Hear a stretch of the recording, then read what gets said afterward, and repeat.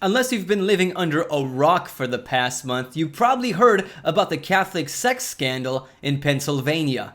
The headline of an article published by the New York Times reads, "Catholic priests abused 1,000 children in Pennsylvania," report says. The article goes on to say, bishops and other leaders of the Roman Catholic Church in Pennsylvania covered up child sexual abuse by more than 300 priests over a period of 70 years, persuading victims not to report the abuse and law enforcement not to investigate it, according to a searing report issued by a grand jury on Tuesday. The report, which covered 6 of the state's 8 Catholic dioceses and found more than 1,000 identifiable victims, is the broadest examination yet by a government agency in the United States of child sexual abuse in the Catholic Church.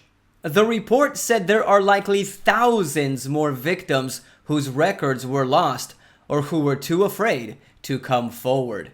The Church was more concerned about maintaining a good reputation than serving justice to the guilty priests. This is actually just one of many sexual abuse scandals that has been exposed in the Catholic Church in recent years. A post from Wikipedia outlining past abuses states, by the 1990s, the cases began to receive significant media and public attention in some countries, especially in Canada, the United States, Australia, and through a series of television documentaries such as Suffer the Children, Ireland. A critical investigation by the Boston Globe in 2002 led to widespread media coverage of the issue in the United States, later dramatized in Tom McCarthy's film Spotlight.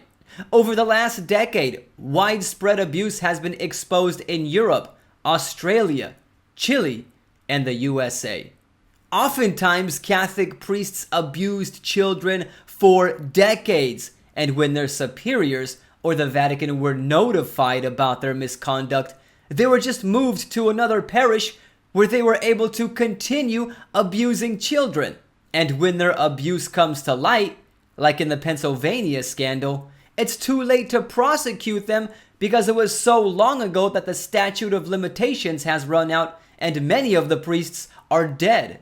But even though they may have escaped punishment here on earth, they can't escape the judgment of God. Jesus said in Matthew chapter 18, verse 6, "But whoso shall offend one of these little ones which believe in me, it were better for him that a millstone were hanged about his neck and that he were drowned in the depth of the sea." And if you think that's bad, Pope Francis has been implicated in covering up sexual abuse as well. This is corruption in the highest levels of the Roman Catholic Church. An article from Vox.com entitled, "Ex-Vatican Official Accuses Pope Francis of Covering Up McCarrick's Sex Abuse," states, a former high-ranking Vatican official says Pope Francis should step down from the papacy because he knew about sexual abuse allegations against an influential American cardinal and participated in covering them up. Carlo Maria Vigano, a former papal nuncio, an ambassador-like position, wrote an 11-page open letter alleging that both Pope Francis and his predecessor, Pope Benedict XVI, knew about decades worth of allegations against Cardinal Theodore McCarrick, the former Archbishop of Washington, D.C.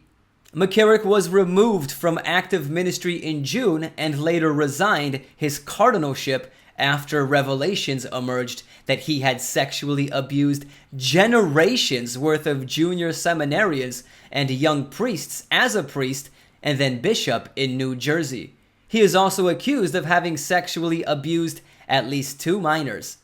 When confronted about this alleged cover-up, Pope Francis refused to answer. Io ho letto questa mattina quel comunicato. Ho letto e io dirò sinceramente che devo dirvi questo, a lei e a tutti coloro di voi che sono interessati. Leggete voi attentamente il comunicato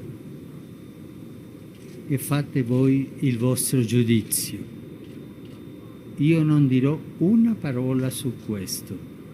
Credo che il comunicato parla da se stesso e voi avete la capacità giornalistica sufficiente per prendere le conclusioni. Well, the conclusion that I've come to is that the Roman Catholic Church has failed us, and Pope Francis has betrayed us. Instead of looking out for the best interests of children victimized by the Church and bringing guilty priests to justice, they have systematically covered up their abuse. As a result of this recent scandal in Pennsylvania, people are calling for reform in the Catholic Church. An article by The Atlantic entitled "Catholics Are Desperate for Tangible Reforms on Clergy's Sex Abuse" states, a decade and a half after the first major wave of sex abuse scandals upended the global church, clergy, theologians, and lay people are desperately calling on the church to take concrete steps to prevent abuse or cover-ups from happening again. Some say the greatest problem lies in the hierarchical structure of the church and are advocating for more power for lay people and an overhauled seminary system. Well, I got news for you. People have been trying to reform the church from various corruptions for hundreds of years. That's why the Protestant Reformation happened. And all of those attempts have been unsuccessful because the church refused to reform. Don't count on the church changing. Instead, do what I did and just leave the church. Your family will be safer.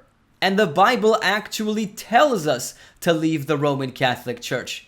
Bible prophecy uses the symbolism of Babylon the Great to represent the Roman Catholic Church. And Revelation chapter 18 verses 1 through 4 says, "And after these things I saw another angel come down from heaven, having great power, and the earth was lightened with his glory.